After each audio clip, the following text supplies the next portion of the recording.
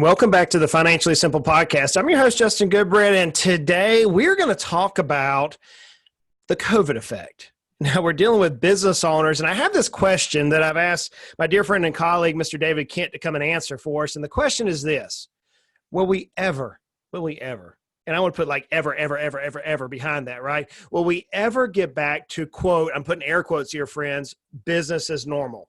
Will it ever happen? David, how are you, buddy? Hey, I'm doing great, Justin. How are you today? Buddy, I am greatly blessed and highly favored. I got a question for you. Yeah. What is your favorite song of all time? My favorite song of all times. Wow, that's a good one. I would say might be a little bit of a surprise, but I would say I'm trying to think of it. George Strait is the artist. He's my favorite artist. Wow, I didn't know that. Yeah, and I would say probably one of his love songs that he has that I often play for my wife, Debbie. So I'll just leave it at that. He's got lots of love songs. How's that sound? Was it George Strait who sang "Friends in Low Places"? Or is that? No, that was Garth Brooks. That was Garth Brooks. I actually went to college with him at Oklahoma State. Really? So, yeah. The reason why I asked the favorite songs is over the weekend, Charlie Daniels passed away, and I thought that was an unusual event. I didn't even know he was sick. Of course, I'm not his keeper by any means, but we had just come back from South Georgia where we were watching the fireworks display. It's unbelievable watching all these rednecks and country people shoot fireworks off. I mean, the whole sky was lit up like it was a war zone. It's crazy. And we were sitting in my brother's swimming pool at night watching these fireworks across the marsh and everything, and we were playing patriotic songs like every red-blooded American does, right? Absolutely, yes. And Charlie Daniels has several songs. One of my favorite songs that he did was "The South's Gonna Do It Again." Yeah, absolutely. And I love it because of the musical talent. I mean, every musician on that stage has like this little spotlight. So the person on the piano, which I love piano, they were hammering it out. Then obviously Charlie played his violin or fiddle, as we call it in the South, and all these various things. So I've been asking everybody in the office today, what's their favorite song? So I did not know that you were a George Strait fan. I am a huge George Strait fan. Yeah, Debbie and I are not big concert goers, and of course, no one can go to concerts now, but the concerts that we've attended have mostly been George Strait concerts. We just are big fans. That's awesome. That's awesome, buddy. Well, let's answer this question. The COVID has kicked in, and for lack of better terms, it kicked business owners square in the teeth this year. Oh, yeah. We started out at the beginning of the year just, rock star status. I mean, we're making plans. We have clients who went out and bought businesses. I mean, even our own company, we moved to a brand new spanking office here this year, did some build out, went kind of teched up a little bit, bought some new stuff. They used a little bit of debt for that. And then lo and behold, like so many other business owners who were ramping up for this unbelievable economic boom, the brakes were put on us. Absolutely. And, you and I have done several podcasts over the last, 3-4 months talking about business and how we're trying to help business owners sustain and weather this particular environment. But David, I got to ask the question, man, will we ever get back to business as normal? Is it even possible? Well, I mean, to some degree, we already have. I mean, our businesses have reopened. That was something that was normal before. But obviously, some things have really changed, too. And I don't know that we'll ever get back to where we were before this all happened, before the closures, before the quarantine. But I do know that we are going to do a lot of things that we were normally doing, which is reopen to the public, serve our clients, our customers. And so there are a lot of things we've already done to get back to normal. And then there's some changes that we're going to have to make, obviously, for this kind of, if you call it a new normal. I want to dive into those changes, but I want to kind of set a backstory. I heard you or one of our other colleagues in our company, I don't know who it was, talk about 9/11. Yes. And I remember air travel before 9/11. I mean, the day on 9/11, it's like the question, where were you? I mean, I was putting in a fence in my second landscape company on Oak Grove Island, Georgia. We were installing as part of this landscape design, doing some actually vinyl PVC. And I remember watching an unbelievable amount of airplanes land in our small town of Brunswick, Georgia, big planes that you would never expect because of the immediate grounding. And I remember that prior to that event, it wasn't unusual for us to board the airplane and see the pilot and talk to the pilot and go through our air travels a little bit more with ease. And then 9/11 happens and a lot of restrictions, a lot of differences happen. And I was explaining that to my nieces and nephews about what it was like before 9/11. I got to believe that there's this generation that's now coming through late high school, college, maybe in their early career, where they're going to remember pre-COVID.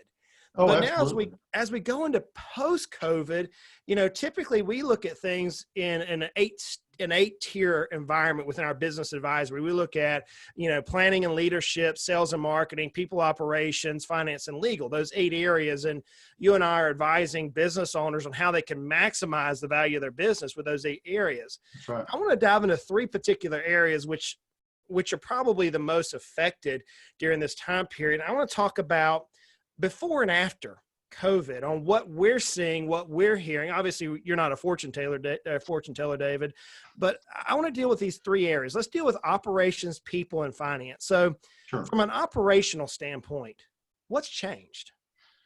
Well, obviously before the closure, the business is normal. We had capacity. We had set capacities that you could have in a particular area. Now that's changed.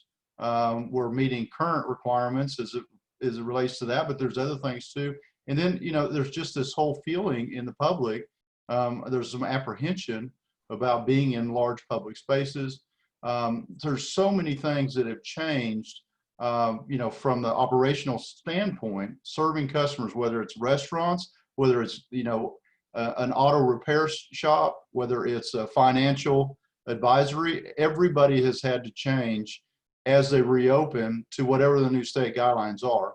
And those are going to continue to change. And that's what I was making a point to you earlier, Justin, is that, this is when public policy begins to get reshaped, and then that will shape our new normal. So, but that's kind of, the new requirements that are going to be put on us now and in the future, just like 9/11, are going to reshape our society. I'm of the opinion, David, that we should always strive for operational excellence. We Yes. should be, above reproach. We should strive to be as client centric or customer centric as possible. Those are some terms that you've heard me use and I've often used on the podcast. Absolutely. How in the world do we pursue or do we move into operational excellence during a time of turmoil? I mean, the sheer changes, the volume of changes, and the magnitude of the changes, which seems like on a weekly basis, are enough to drive a termite crazy right now. If they were like the old saying, I say a termite and a yo-yo, right? What are some examples, or let me ask you the question. Have you seen an example in recent days where businesses have strived for this operational excellence? And if so, how can we apply that to our businesses? Sure. Yeah. Well, one of my favorite stories right now to talk about is Chick-fil-A. Chick-fil-A, they're based in Atlanta. They've really grown over the last 10 years. They're known for their outstanding customer service. And they have been really well known for optimizing the drive-through experience. I mean, it's amazing how many people they can move through a drive-through right now. So they have dine-in before the COVID closure. They had dine-in and drive-through. As they were assessing their operation, as they were trying to serve their customers through the closures, they focused on what they did well, which is the drive-through, and they continued to make that better and faster. But as they started reopening to the public in the public spaces, Chick-fil-A said, you know what? If we can't do this the very best, if we can't provide a customer experience better than we were doing before, let's not open that portion of it yet. We won't open that until we're ready to really exceed our customers' expectations. So this opportunity right now, once in a lifetime type opportunity, is okay. We have this change. How can we parlay that into even better customer experience? I've told you a lot, and I'm not trying to make it sound like I'm complaining, but in a lot of businesses that I've visited since the reopening, their customer service has really gone down. They're understaffed. They really are not doing nearly as good a job as they were before, and that's actually hurting them. So what can you do right now that is actually upping the game for customer service, and focus on that and try to make that be a profit center for you, and maybe hold off or do away with some of the things that you were doing before? How would a business owner identify that area? I mean, I'm thinking of the litany of business owners who listen to our podcast. I mean, sometimes we've seen hundreds of thousands of downloads from business owners who listen to the podcast. And so, Yeah. we have entrepreneur doctors, a fair amount of them, dentists, chiropractors, optometrists, things of that nature. We have service industry. I mean, I was talking with with a listener just the other day who's not a client, that's in the auto repair business, as you mentioned. We've seen restaurant owners. We have individuals who own gymnasiums. I mean, my goodness, they've been blistered. How in the world can this litany of business? I mean, there's got to be a meta narrative. There's got to be some sort of a microeconomic chasm that we can look at and say, here is how, no matter what the business owner is, here's how they can identify that one or two areas that they can excel in. How in the world would you guide them to that point? Well, I mean, the first thing you got to do is to just kind of select what components of your business are you actually have you been doing, and what are you able to do now? And then based on what you're able to serve, what am I doing well? What can I do well? Just like Chick-fil-A, I am, and I'm going to continue to be the best at drive-through service. But since I can't provide an outstanding dine-in service, I'm just not going to do it right now.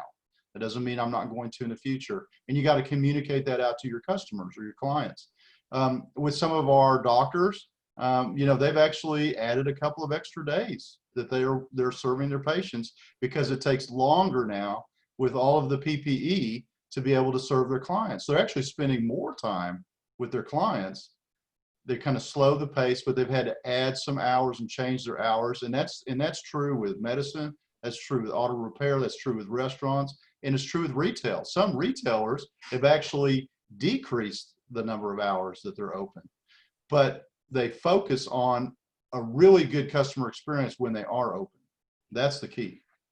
So it's ultimately knowing who your customer is and what your product or service is to a key, as we typically deal with that in the mission, the values, the vision, the opportunities, things we deal with in our strategic planning model. Friends, if you've never done strategic planning and you need help, let me tell you, you're talking to a team here that believes firmly that if your business is going to attempt to double the enterprise value over 3 to 5 years, that you have to have strategic planning. And what we're identifying is one of the key components of strategic planning, and that is knowing who your core customer is and what your product or service is to the marketplace. So, David, let's change to second gear. Let's go to the people component of this.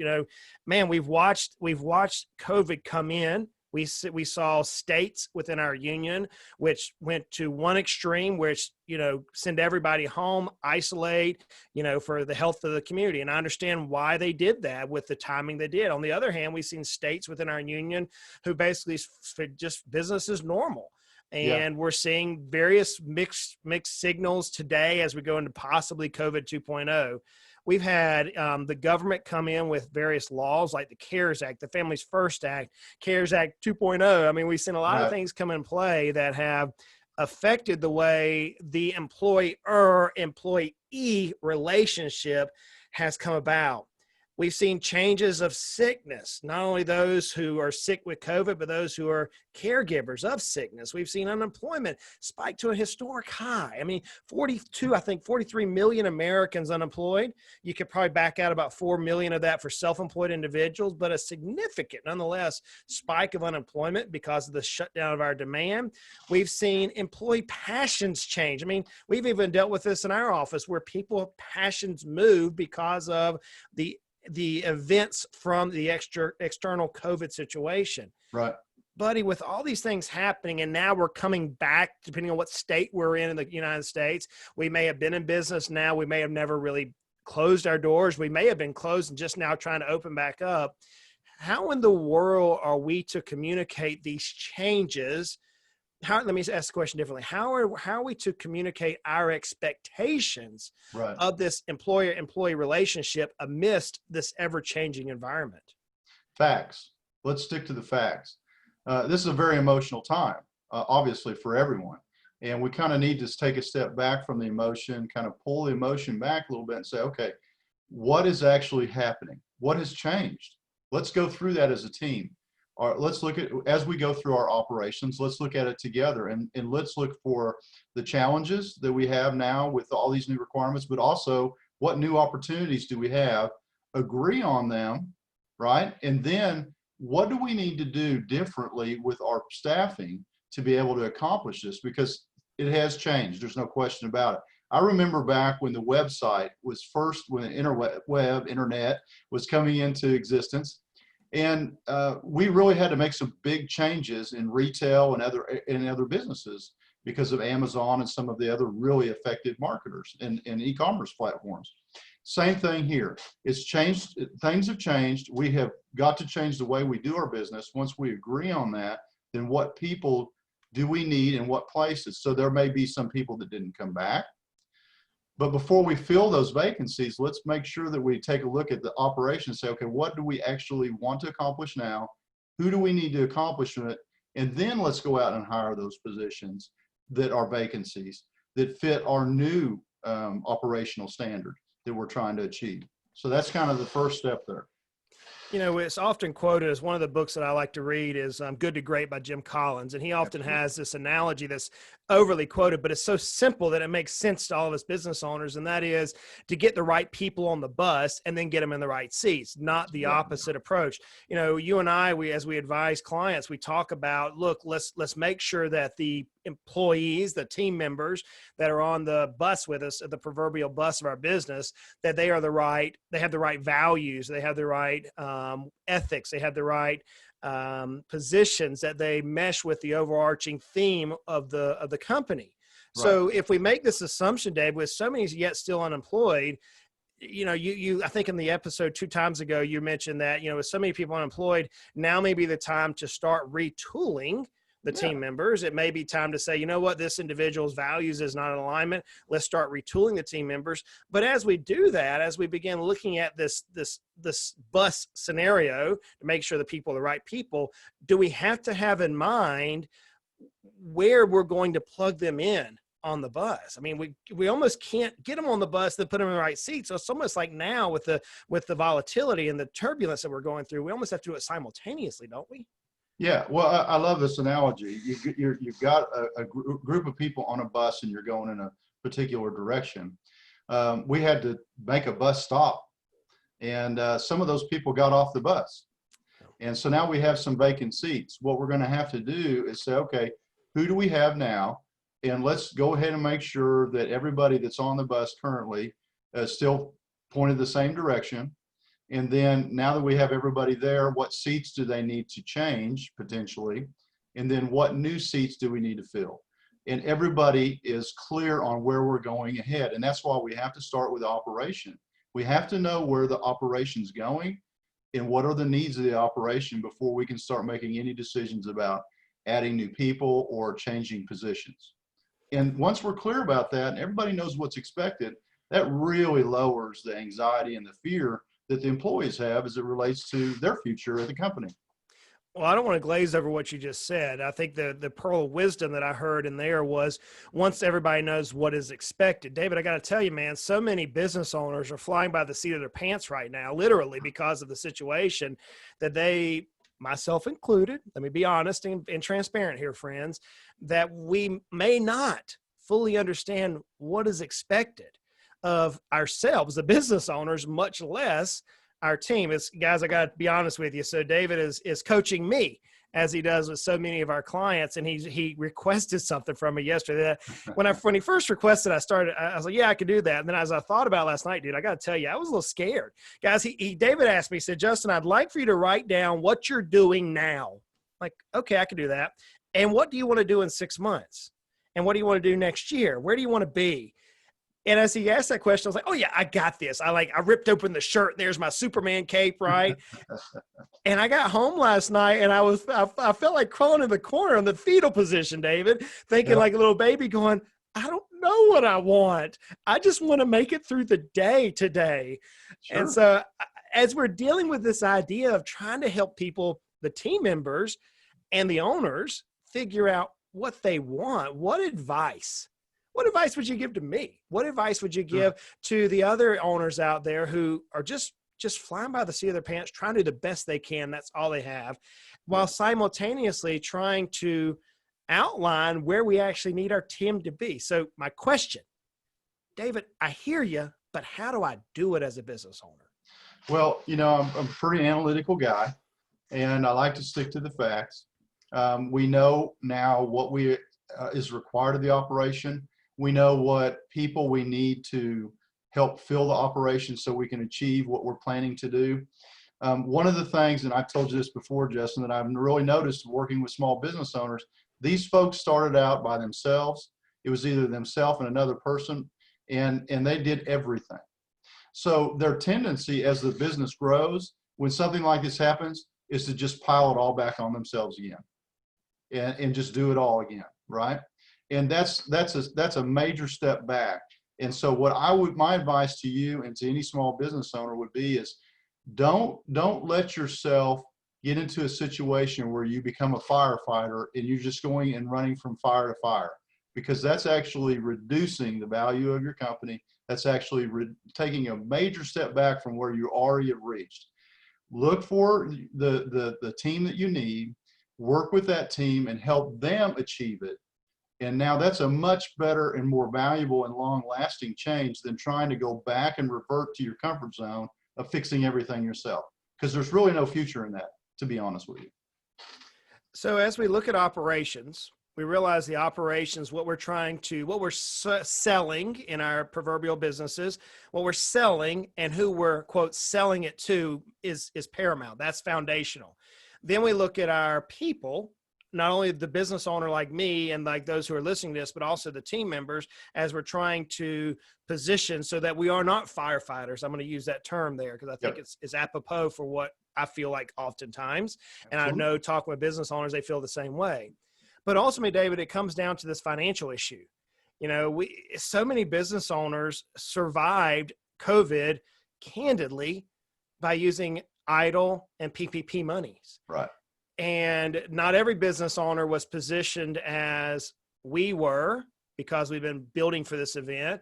And as so many of our clients were, who listened to us and prepared for, we didn't realize it was going to be COVID, but we're preparing for this type of an event. Not everybody did that. So we've had this federal money come in from PPP, EIDL. We've had lines of credits. We've had credit cards. We had all this various things. How do we now move from, before COVID, we're in a cash-rich environment. We're trying to make strategic investments within our business to grow the values, et cetera, et cetera. Then we went to pure survival mode. And it's like, now we can breathe again and we can kind of look into the future.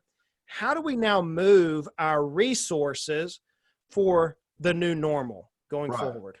Yeah. So, and you touched on the two big federal funding opportunities that businesses have. One is the PPP funding. Obviously, there's going to be some forgiveness there. They've expanded that.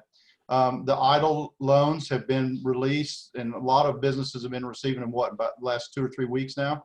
Yeah, roughly. And they're substantial. They're substantial. So what do you do with that money? Well, you use it exactly the way that the government intends you to use it.